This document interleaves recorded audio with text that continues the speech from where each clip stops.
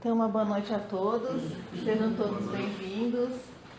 E agradecendo a Deus, e vamos fazer a nossa prece pela oportunidade de nós estarmos aqui nesta casa do caminho que nos acolhe, que essa doutrina que nos esclarece e que permite que nós, através do conhecimento, sejamos cada dia melhores, através das nossas escolhas. Te agradecemos, Pai, por nos haveres criado simples e ignorantes, mas com possibilidades de escolhas através do livre arbítrio. Te agradecemos, Mestre amigo, por ser o nosso irmão mais velho, que nos mostra, através do seu exemplo, o caminho de volta ao Pai. Ao ambiente preparado pela equipe espiritual deste trabalho, a nossa gratidão. Muito obrigado e que assim seja. Então, hoje nós vamos conversar sobre a justiça da reencarnação, que todos nós que estamos aqui tivemos a oportunidade de ter. E muitos que estão no mundo espiritual, irmãos nossos, também terão. E por que ela é justa? Então, nós vamos fazer uma construção desse saber para que a gente consiga compreender melhor.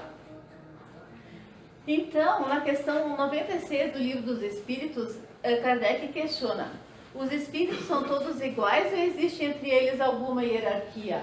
Isso é muito importante a gente se perguntar. Eles pertencem a diferentes grupos conforme o grau de perfeição a que tenham alcançado. Então, são níveis diferentes de espíritos, todos nós.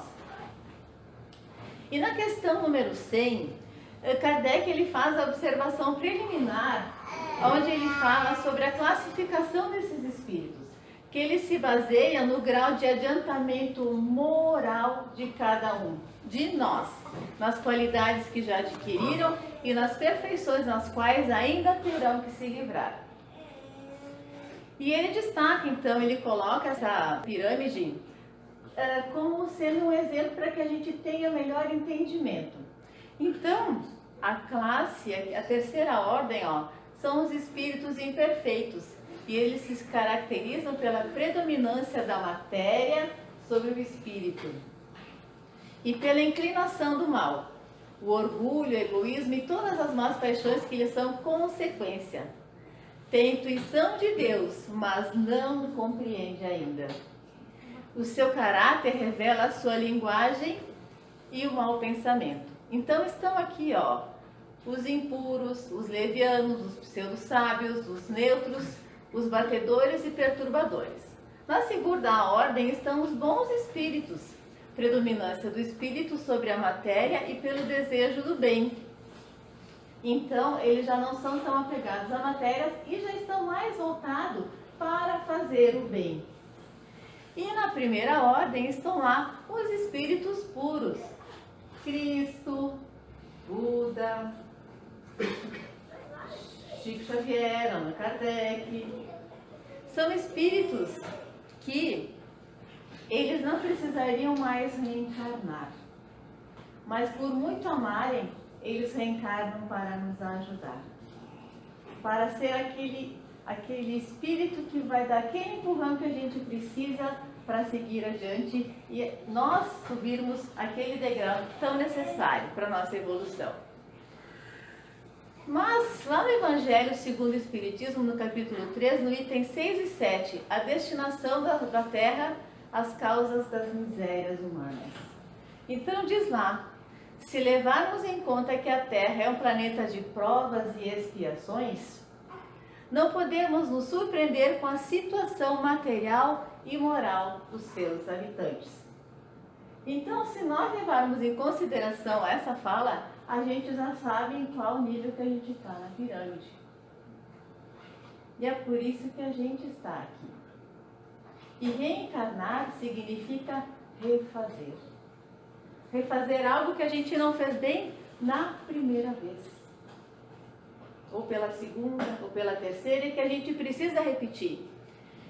Consequentemente, o homem deixará a terra para morar em mundos mais felizes, quando estiver curado de suas enfermidades morais e quando resgatar os erros que cometeu. Vejam bem, se nós olharmos um pouquinho das nossas atitudes diárias, de toda essa nossa existência, nós temos que compreender que nós não temos suficiente numa encarnação, só o tempo suficiente para dar conta de tudo que a gente já fez. Mas Deus nos dá oportunidades infinitas, até que a gente consiga chegar no primeiro grau daquela pirâmide, que é o objetivo de todos nós e é o que Deus quer para nós.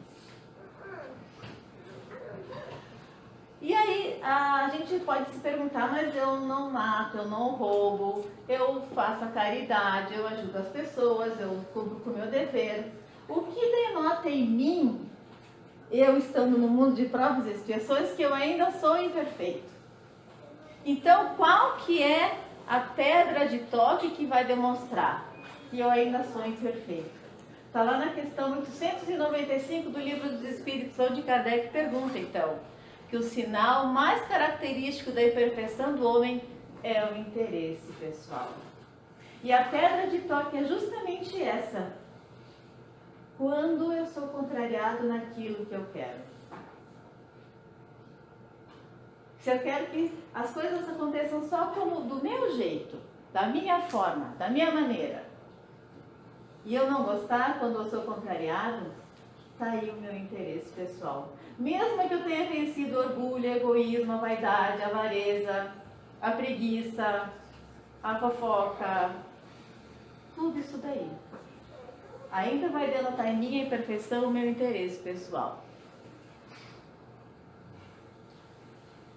E lá no Código Penal da Vida Futura, no Céu e Inferno, tem muito claro, são 36 itens, se eu não me engano, mas eu coloco aqui só 3, que diz assim: a alma ou o espírito sofre na vida espiritual as consequências de todas as imperfeições que não conseguiu corrigir na vida corporal. Ou seja, quando nós desencarnarmos, nós não seremos anjo ainda.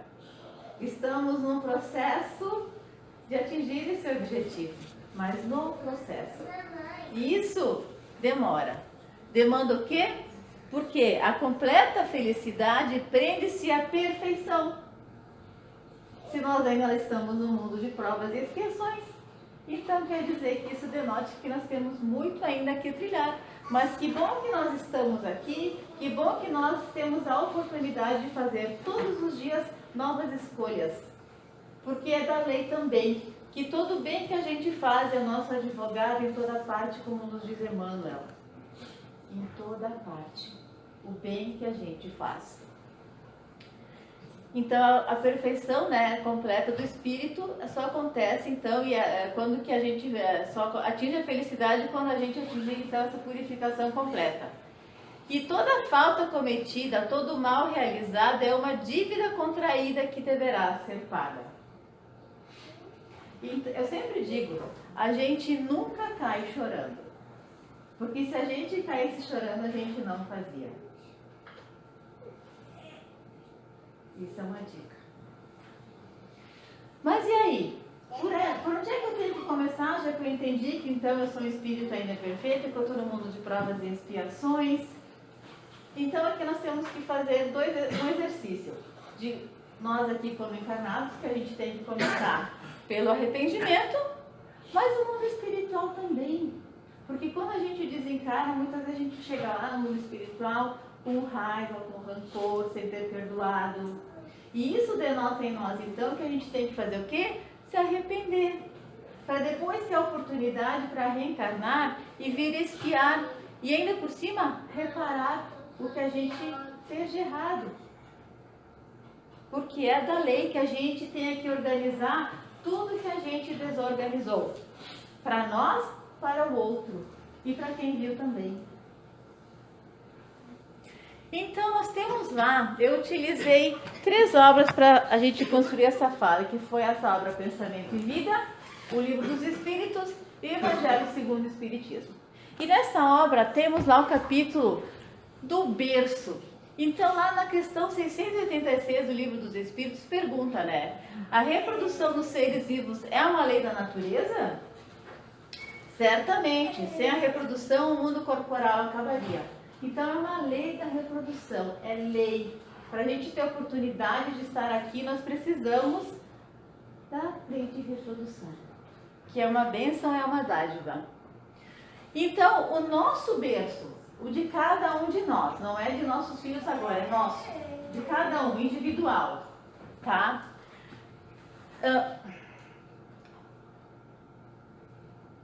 O nosso berço no mundo é o reflexo de nossas necessidades, cabendo a cada um de nós honrá-lo com trabalho digno de restauração, melhoria e engrandecimento.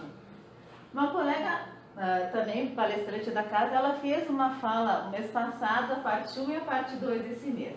E ela falou sobre a reencarnação de Segismundo. Quem teve a oportunidade de assistir vai saber do que eu estou falando. Quem não assistiu pode ir lá no YouTube procurar ou ainda ler o livro Missionários da Luz, que está lá detalhado toda essa reencarnação de Segismundo e o trabalho que a espiritualidade tem para cada um de nós poder estar aqui. É lindo o trabalho, é gigantesco. Então a gente tem que compreender que a gente faz um planejamento reencarnatório para dar certo.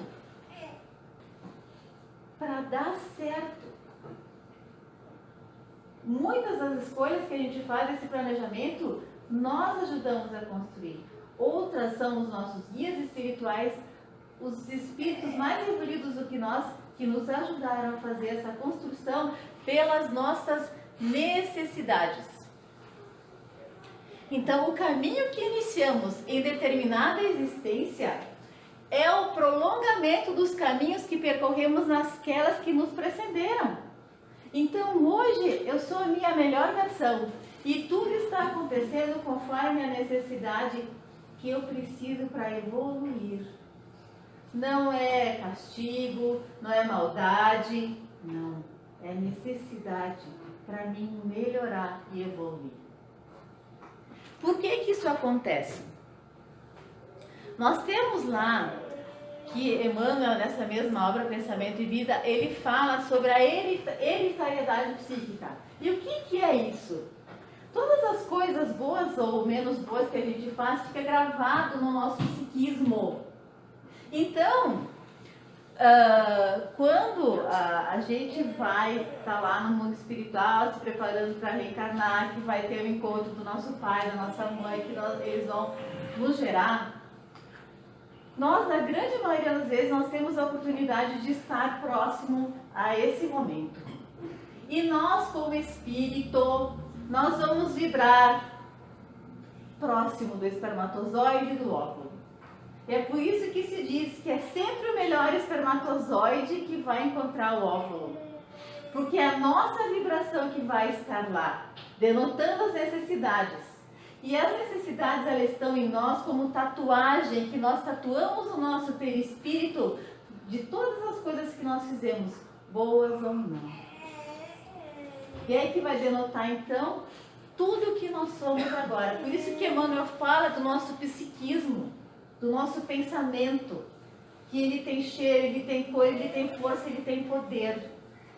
E nós demarcamos, nós tatuamos o óvulo e o espermatozoide, e nós nos formamos assim.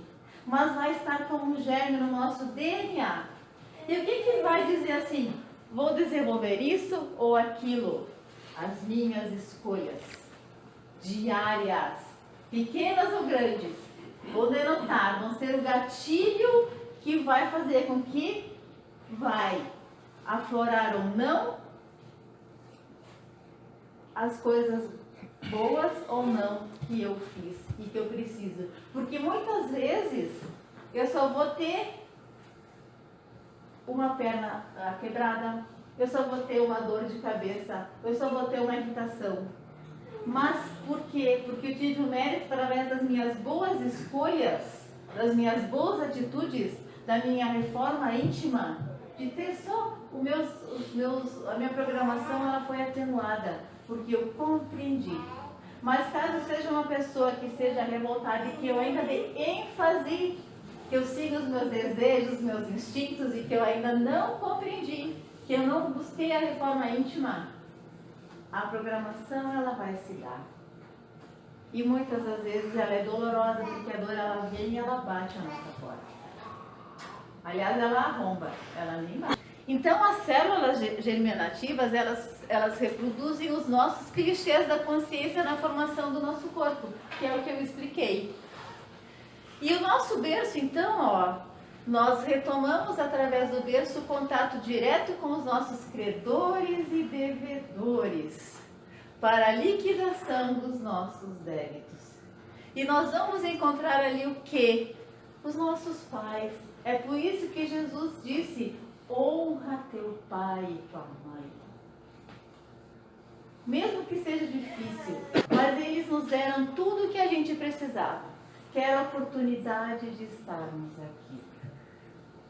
Construir uma nova história, a oportunidade de fazer diferente, de espiar, de reparar, de se arrepender, de amar. Por vezes, abnegados corações amorosos trazem a si corações desditosos.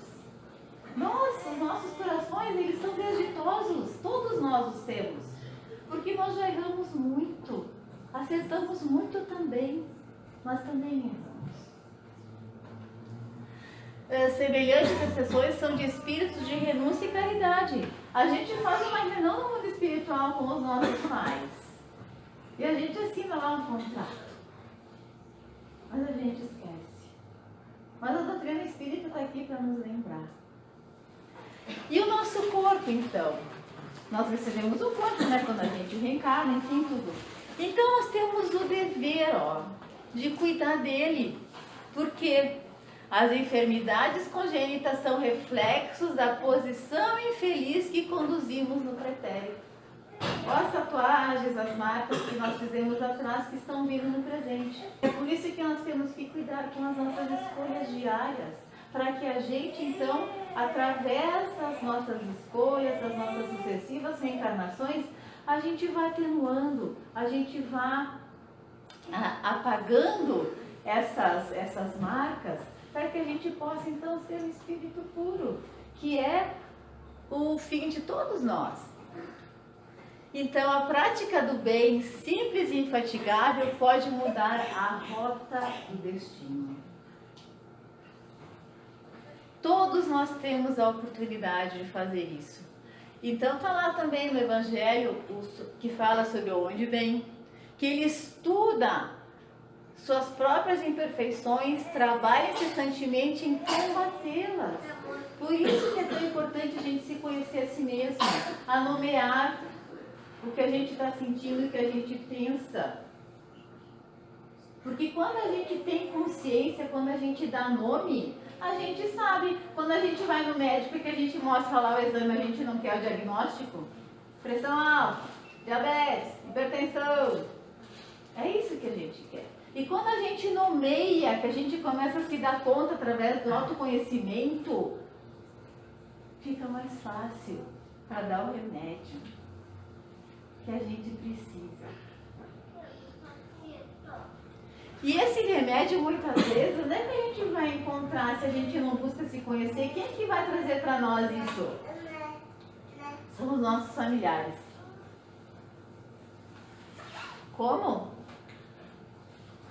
Porque a família consanguínea pode ser apreciada como o centro essencial dos nossos reflexos. Nós somos espelho um dos outros.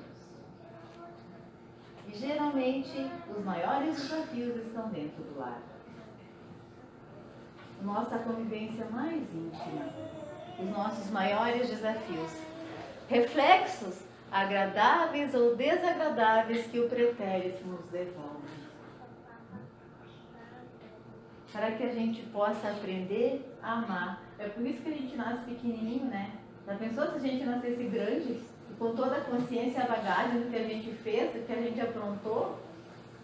Não ia dar certo, né? Essa é a justiça da reencarnação.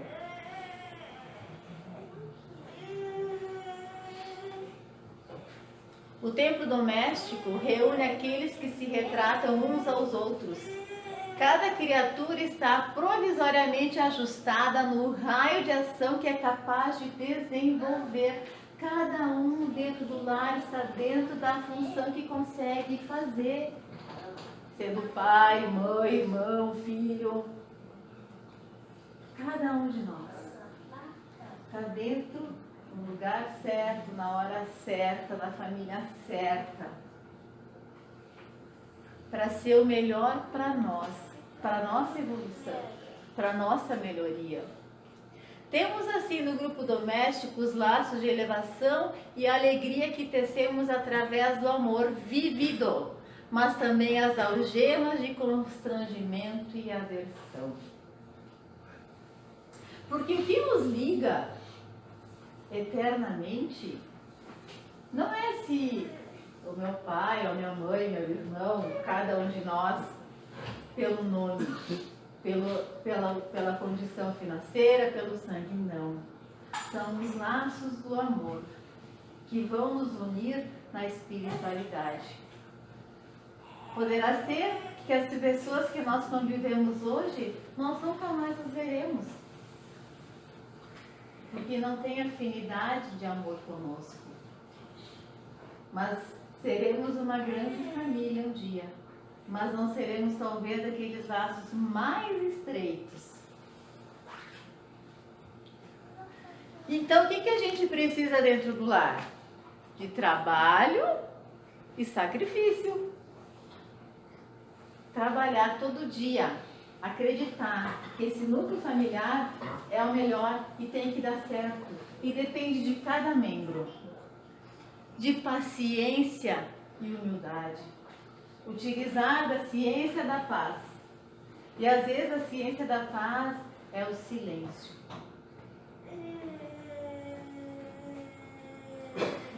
E os filhos então? Nós reencarnamos, temos um corpo, viemos para uma família e nós queremos então construir a nossa família. Agora é a nossa família. Então, quem são os nossos filhos que vão vir?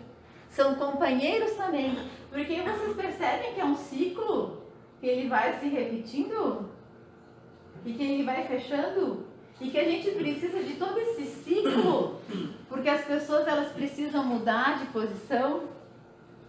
Então, os filhos, eles são nossos companheiros, necessitados de reajustes, de provas e ensinamentos e de regeneração.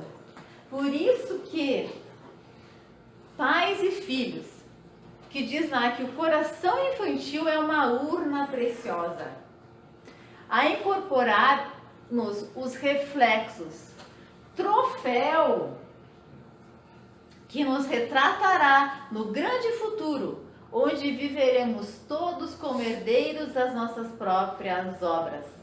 Então nós temos uma responsabilidade muito grande quando nós temos uma criança no lar, ou perante qualquer criança que esteja próximo de nós, porque ela é uma urna, ela absorve muito mais pelas nossas atitudes, pelo nosso exemplo, do que pela nossa fala.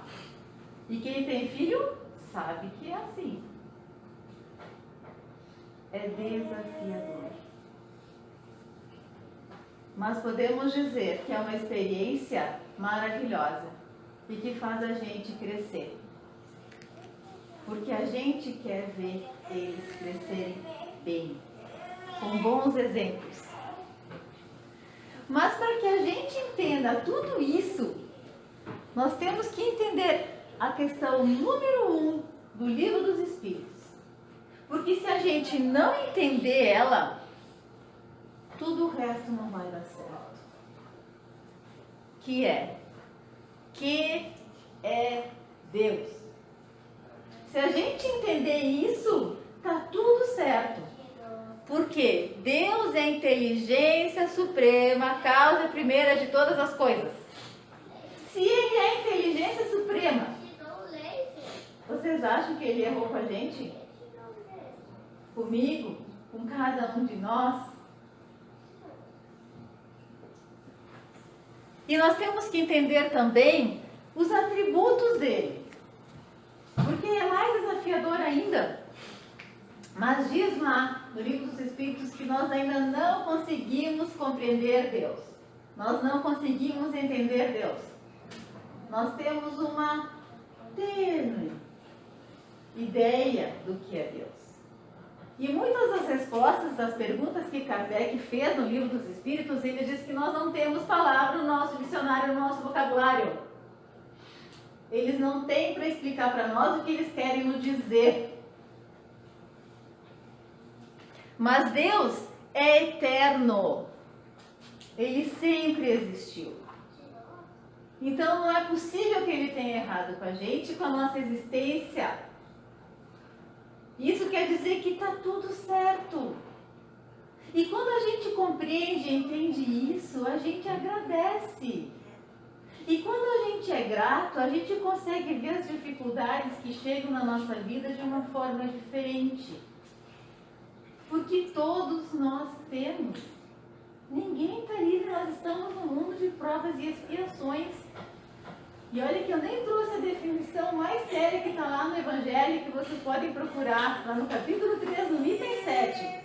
Onde que diz que o nosso planeta é doente, é um hospital, é um hospício, é uma penitenciária. Então, a Terra é tudo isso junto. Então, a gente vai compreender que Deus é imutável, que não é como a gente, que uma hora a gente quer uma coisa, outra hora a gente quer outra. Conforme a questão 895 do Livro dos Espíritos, que denota o nosso interesse pessoal. Porque o nosso interesse, ele muda. Deus é imutável, é imaterial. Então, não adianta a gente dizer, Deus, coloque a tua mão na minha cabeça, não. E Deus está em toda parte. Ele está em nós, está no nosso coração, está no nosso pensamento. Mas nós temos que fazer um movimento de querer estar com Ele. Porque o que a gente faz na grande maioria? Às vezes a gente acha que sabe mais do que Ele. A gente sabe o que é melhor para a gente mais do que Ele, mas Ele é a inteligência suprema. Por isso que é importante a gente compreender isso. Porque aí a gente vê com outros olhos a nossa vida. Ele é único, é todo-poderoso, mas Ele é soberanamente justo e bom. Então, se Ele é soberanamente justo e bom, o melhor está sempre acontecendo para cada um de nós. E aí, essa é a pergunta que Kardec fez do tema da nossa fala de hoje. Em que se baseia a lei da reencarnação? Na justiça de Deus e na revelação. Revelação aqui, ele quis dizer dos 10 mandamentos. Que é o primeiro, amar a Deus sobre todas as coisas. E nós nos transformamos no Deus que nós amamos. Então, que Deus que a gente adora? É uma pergunta que a gente tem que se fazer. E o segundo, amar a Deus sobre todas, amar o próximo como a si mesmo.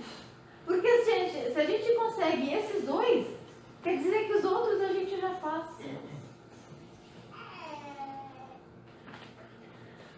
Pois incessantemente repetimos, o bom pai deixa sempre uma porta aberta para o arrependimento de seus filhos. A razão não nos indica que seria injusto privar para sempre da felicidade eterna todos aqueles aos quais não se deram todas as oportunidades para se melhorarem? Ele responde com uma pergunta. Todos os homens são filhos de Deus? Sim, todos nós somos filhos desse Deus. Então, somente entre os egoístas é comum a injustiça, o ódio e os castigos sem o perdão. Por isso, da importância de nós compreendermos a questão número 1 e dos atributos de Deus. Porque aí vai fazer sentido essa justiça da reencarnação. Porque está tudo certo. Mas por estar tudo certo, a gente entender, isso não quer dizer que nós temos que ficar no ócio. Não. Nós temos o dever de nos melhorar todos os dias. E Deus é amor. Ele ama, está lá na terceira parte do Livro dos Espíritos. Lei de amor, lei de justiça, de amor e de caridade.